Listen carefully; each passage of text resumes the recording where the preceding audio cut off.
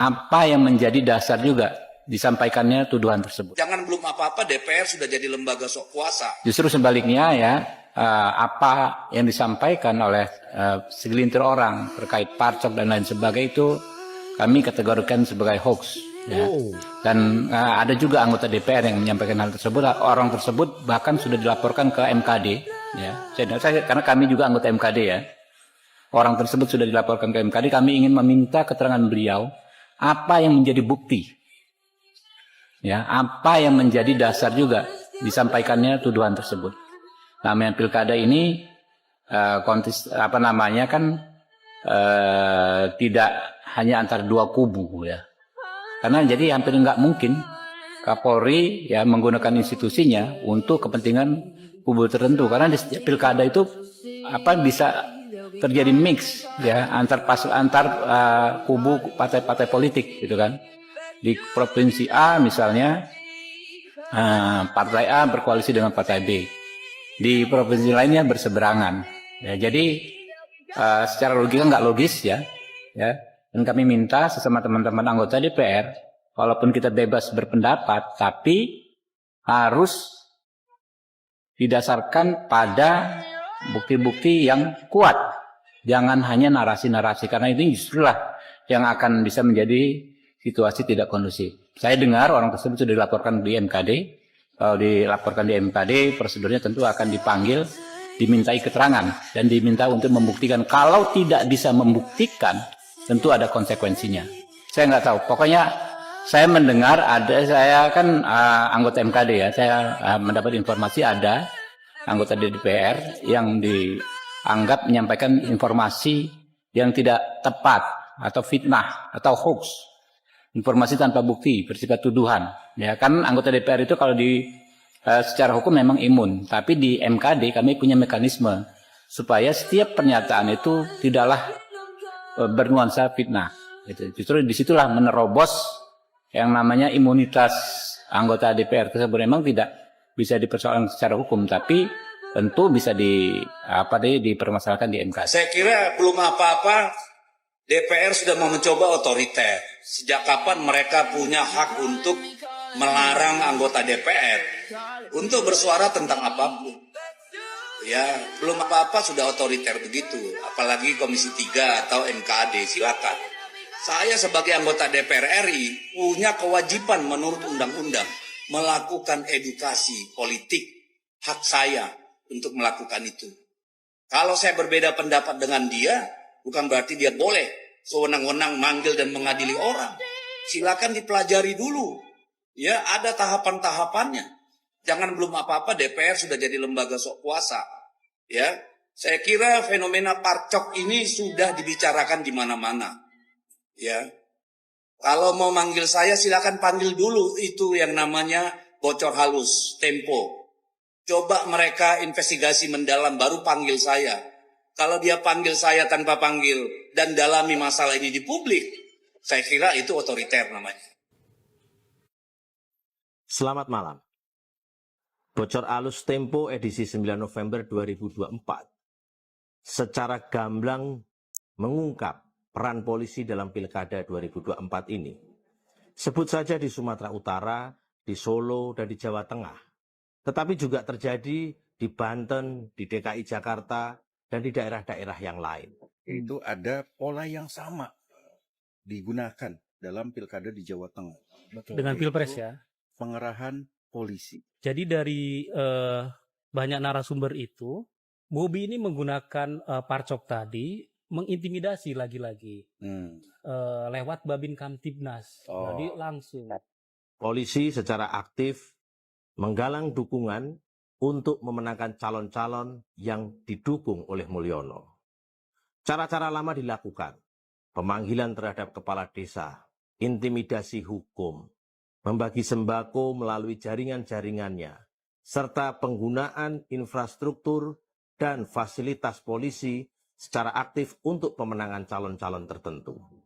Nah, seluruh upaya dan aktivitas politik ilegal yang dilakukan oleh polisi secara sistematis dan terstruktur itu dilakukan secara terang benderang. Dan ini merupakan sebuah pelanggaran serius yang dapat mengancam keutuhan negara.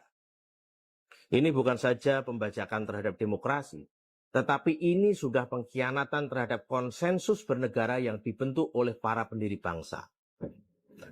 Oleh karena itu, saya Julius Tiarto, anggota DPR RI, atas hasil investigasi jurnalistik ini, saya meminta Kapolri Jenderal Polisi Listio Sigit Prabowo untuk pertama, dalam waktu 1x24 jam, memberikan klarifikasi tentang benar atau tidaknya hasil jurnalisme investigasi yang dilakukan oleh Bocor Alus Tempo.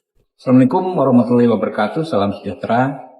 Terima kasih pada Pak Kapolri Listio Sigit serta jajarannya, mulai dari CU di jajaran Mabes Polri, Kapolda, Kapolres, Kapolsek, Babin Kamtibmas, dan seluruh anggota Polri karena telah mendukung, mengamankan, mensukseskan pelaksanaan pemilihan kepala daerah serentak di seluruh Indonesia. Kita tahu ya bahwa tugas pengamanan tersebut bukanlah hal yang mudah. Pada akhirnya kita sama-sama menyaksikan ya, pilkada bisa terlaksana dengan aman dan nyaman. Ya, sekali lagi terima kasih dan tetap semangat menjalankan tugas-tugas konstitusional Polri. Salam presisi. Teman-teman udah fix ya, sudah mayoritas fraksi ya yang di Komisi 3 menyampaikan 7 dari 8 fraksi menyatakan tidak sepakat dengan usulan tersebut ya. Oke. Pesan lemari untuk gedung arsip agar dokumen tersusun rapi. Penjelasan Kapolri sangat komprehensif sehingga tak ada celah untuk bertanya lagi. Musim hujan tanam beluntas ditanam dekat Kamboja. Untuk Kapolri selamat bertugas bro. Oke. Siap implementasikan Asta Cipta. Terima kasih. Bagaimana perkembangan Polri, dan hari ini saya mengapresiasi kinerja Polri semakin hari semakin luar biasa. Ucapan terima kasih kepada Pak Kapolri beserta seluruh jajarannya. Jadi saya harus kembali lagi ke satu flashback daripada bagaimana yang saya ikuti, saya dampingi, saya bersama terhadap Mas Jokowi ini. Dia bahkan terkesan sama saya terlalu menempatkan dirinya sebagai abdi dalam. Misalnya waktu awal-awal dia jadi presiden, asal ngomong dengan saya, Mas, yang ini kenapa nggak dilakukan? Wah, saya tanya ibu dulu. Mas, kenapa begini? Saya tanya ibu dulu. Bahkan pernah beberapa kali saya tanda kutip mengajari dia melawan Ibu Mega untuk tidak semua diikuti, gitu loh. Sampai ke situ saya. Jadi ambil satu contoh, Luhut Panjaitan, dia minta tolong ke saya, menanyakan, mempermasalahkan dengan Presiden Jokowi, kenapa dia tidak masuk kabinet 2014. Ya loh. Jokowi mengatakan, Ibu Mega nggak setuju. Gitu. Oh, saya bilang, saya ajari dia, saya lawan, supaya dilawan, berargu. Saya bilang, Mas Jokowi, Megawati itu pernah jadi presiden. Dia tahu hak prerogatif. Dan dia juga sangat menghormati hak prerogatifnya Mas. Jadi omongan dia menolak itu omongan basa-basi itu. Sekaligus ngecoba aja. Oh begitu? Iya, bilang. Jagoan PDIP di Pilkada 2024 keok di kandangnya sendiri. Dikalahkan oleh calon-calon kepala daerah yang diusung Kim Plus dan Jokowi menurut hasil hitung cepat beberapa lembaga survei. Demokrasi kini terancam mati akibat kekuatan yang menghalalkan segala cara. Kekuatan ini mampu menggunakan sumber daya dan alat-alat negara. Apa yang menyebabkan jagoan PDIP kalah di daerah-daerah kekuasaannya, setidaknya di Sumatera Utara dan Jawa Tengah? PDIP meskipun punya suara yang besar dan signifikan gitu untuk kedua daerah itu, atau bisa disebut kandang banteng, tapi kan koalisi lawan, koalisi partai politik pendukungnya itu besar gitu.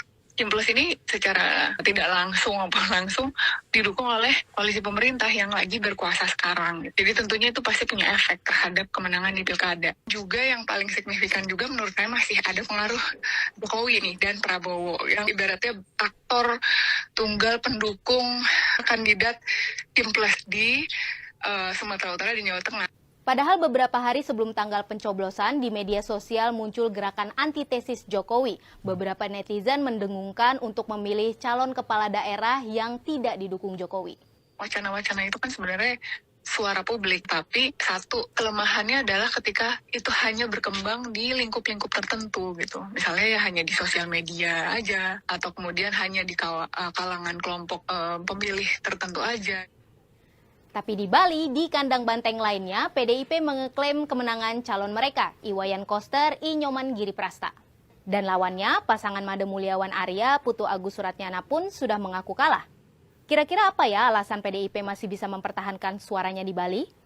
Di daerah-daerah yang luput dari suatu operasi khusus dari lingkar kekuasaan itu terbukti kita bisa menang cukup tebal. Termasuk di Bali, itu yang dalam konteks intensitas kekuasaan itu juga lebih minim dibandingkan Jawa Tengah atau Sumatera Utara. Di dua tempat itu sangat dekat dengan figur Pak Jokowi. Di Jawa Tengah, pasangan calon Andika Perkasa Hendrar Prihadi kalah dari pasangan Ahmad Lutfi Taj Yassin yang perolehan suara sementaranya melebihi 50% menurut beberapa lembaga survei. Dari dua pemilu terakhir, Jawa Tengah memang menjadi kantong suara terbesar bagi PDIP atau menyumbang lebih dari 20% suara nasional. Namun dalam pemilihan presiden dan anggota legislatif tahun ini, perolehan suara PDIP di Jateng jauh berkurang. Di Sumatera Utara, paslon Bobi Nasution Surya unggul telak dari Edi Rahmayadi Hasan Basri Sagala berdasarkan hasil hitung cepat lembaga survei indikator politik. Bagi PDIP, Sumut adalah kandangnya. Di Pileg 2024, suara PDIP masih cukup baik dengan perolehan 21 kursi dan menguasai 8 dari 12 daerah pemilihan. Namun pada Pilpres 2024, PDIP keok di semua wilayah di Sumut. Padahal di dua Pilpres sebelumnya, PDIP bak raja. Sebenarnya ada satu wilayah lagi yang menggambarkan pertempuran antara PDIP versus Kimples dan Jokowi. Meski bukan kandang banteng, yaitu di Jakarta. Paslon yang diusung PDIP, Pramono Anung Rano Karno, unggul sementara dengan suara sekitar 49-50% dari Ridwan Kamil Suswono dan Dharma Pongrekun Kunwardana. Tapi ingat, ini baru hasil sementara. Kita tunggu hasil penghitungan suara resmi dari KPU tanggal 16 Desember nanti. Orang Jawa Tengah itu pada marah sekarang ini, termasuk saya lah ya, karena narasi yang berkembang, Jawa Tengah itu Andika kalah karena rakyatnya miskin. Makanya gampang sekali diperdaya oleh Jokowi, oleh Mulyono. Sementara kalau Jakarta itu pinter. Gitu. Gimana, Bung? Itu kebalikan Sylvester melihat Mas Hal. Karena saya juga kemarin turun ya di Jawa Tengah ya. Turun di Jawa Tengah di beberapa daerah lah, Boyolali, Solo dan sebagainya. Dan yang saya lihat masyarakat Jawa Tengah kali ini sangat pintar. Karena mereka nggak mau lagi ya kan mewarisi kayak kalau nggak salah itu Jawa Tengah salah satu provinsi yang termasuk termiskin ya. Iya. Itu yang ngomong kan Trimedia dulu kan pernah. Trimedia Panjaitan. Iya, maksudnya waktu itu kan konteksnya PDIP belum nggak mau Ganjar. Belum nyalonin Ganjar. Nggak mau Ganjar. Nggak mau Ganjar ya kan. Terus Trimedia nyerang. Terus upah minimum provinsi juga salah satu yang terkecil lah di Indonesia. Terus banyak hal ya, saya juga teman-teman itu kan pada yang di Jawa Tengah itu masalah kesehatan, masalah pendidikan yang menurut mereka nggak tersedia dengan baik. Fasilitasnya juga minim, ya kan. Belum lagi jalan-jalan di Jawa Tengah loh ini. Ini bukan di Papua atau NTT, ini Jawa Tengah yang di Jawa gitu loh. Jadi saya orang Jepara, jadi saya tahu kan Mas, benar kan Mas? Saya kalau dari Semarang ke Jepara itu jalanannya dari dulu begitu aja itu. Iya, jadi ini memang lah kalau netizen ini kan dia ini kan nggak tahu apa-apa, dia hanya asal ngomong gitu loh. Dia nggak melihat data gitu loh, dia nggak survei, nggak pernah masuk, nggak pernah. Jadi gini Mas, seperti orang Jakarta yang lebih mengetahui Papua, dia lebih pintar ngomong Papua daripada kayak kami ini atau saya sering punya usaha di Papua, terus ya. teman-teman Papua gitu loh. Jadi nggak aneh, tapi kalau itu kan sebenarnya terbantahkan dengan sendirinya bahwa. Dan jika saudara-saudara bertanya, apakah Jawa Tengah bukan lagi kandang banteng? Ya, dalam arti pemilihan gubernur. Tetapi sekarang rekan-rekan wartawan semua mulai hari ini bisa menyebut Jawa Tengah bukan sebagai kandang banteng lagi, tapi sebagai kandang bansos dan parcok. Lalu di mana kandang banteng, kawan-kawan? Kami dari 6 provinsi sebelumnya, data saat ini sudah memenangkan 14 provinsi. Kami memenangkan DKI Jakarta. Jadi dari Jawa Tengah, PDI Perjuangan kandangnya sekarang di ibu kota Jakarta.